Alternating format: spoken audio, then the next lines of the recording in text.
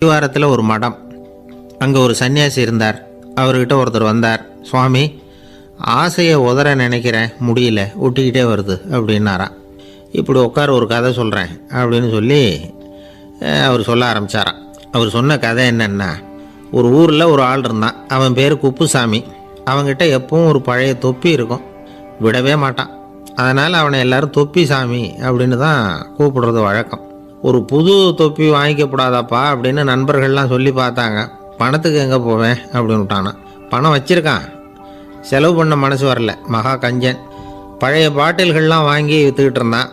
அப்படி ஒரு தடவை பழைய கண்ணாடி சாமான்களை ஏலத்தில் எடுத்தப்போ அதில் ஒரு அருமையான சென்ட்டு பாட்டில் கிடச்சிது. உடனே ஒரு ஐடியா பண்ணான். அந்த சென்ட்டை சின்ன சின்ன பாட்டில்களில் அடைச்சி ஜன்னல் ஓரமாக அடுக்கி வச்சுட்டான்.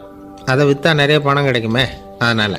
இதுக்கு இடையில் ஒரு நாள் அவன் அப்படியே உட்காந்துருந்தான். அந்த நேரம் நண்பன் வந்தான். ஏண்டா, உன் பழைய தொப்பியை மாற்றப்படாதா? ஊரில் எல்லோரும் கேலி பேசுகிறாங்களே உன்னை தொப்பி சாமின்னு அப்படின்னு சொல்லி கேட்டிருக்கான். இந்த சென்ட்டு பாட்டில் விற்றதும் பணம் வரும், அதுக்கப்புறம் பார்க்கலாம் அப்படின்னு நானா இவன். சரி வா, நீச்சல் குளத்துக்கு போயிட்டு வருவோம் அப்படின்னு கூப்பிட்ருக்கான் நண்பன். 2 பேரும் போனாங்க. அதே நேரம் அந்த ஊர் நீதிபதியும் அங்கே குளிக்க வந்தாராம். அவர்கிட்ட இருந்தது விலை வசந்த ஒரு புது தொப்பி.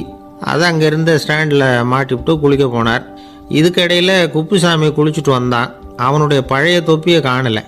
அந்த புது தொப்பியை பார்த்தா இது நண்பனுடைய வேலை தான் அப்படிங்கிறதாக புரிஞ்சுக்கிட்டு அதை எடுத்து மாட்டிகிட்டு வந்துட்டான்.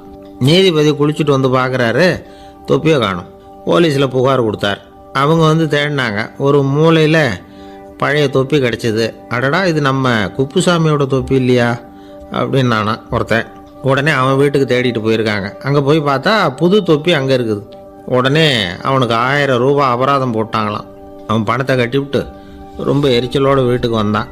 பழைய தொப்பி கண்ணில் பட்டுது. மறுபடியும், உன்னால் தானே எனக்கு 1000 ரூபா நஷ்டம் அப்படின்னு சொல்லி அதை எடுத்துக்கிட்டு அப்படி போயிருக்கான். அந்த ஊர் குளத்தில் வீசி எரிஞ்சிட்டு வந்துட்டான். அது மீன் பிடிக்கிற ஒருத்தன் கையில் சிக்கிச்சு. அவன் வர்ற வழியில் அதை எடுத்து வேகமாக வீசி எறிஞ்சான். அது நேராக குப்புசாமி வீட்டு ஜன்னல் வழியாக உள்ளே இந்த சென்ட்டு பாட்டில்கள் மேலே உழுந்து எல்லாம் உடஞ்சி நொறுங்கி போச்சு. குப்புசாமி பார்த்தான். தோட்டத்தில் ஆழமாக ஒரு குழியை வெட்டினான். அந்த தொப்பியை போட்டான், மூடிவிட்டான். இதை அடுத்த வீட்டுக்காரன் பார்த்தான். ஏதோ புதையல் தான் வச்சுருக்கான் போல இருக்குன்னு நினச்சான். போலீஸில் போய் புகார் கொடுத்துட்டான்.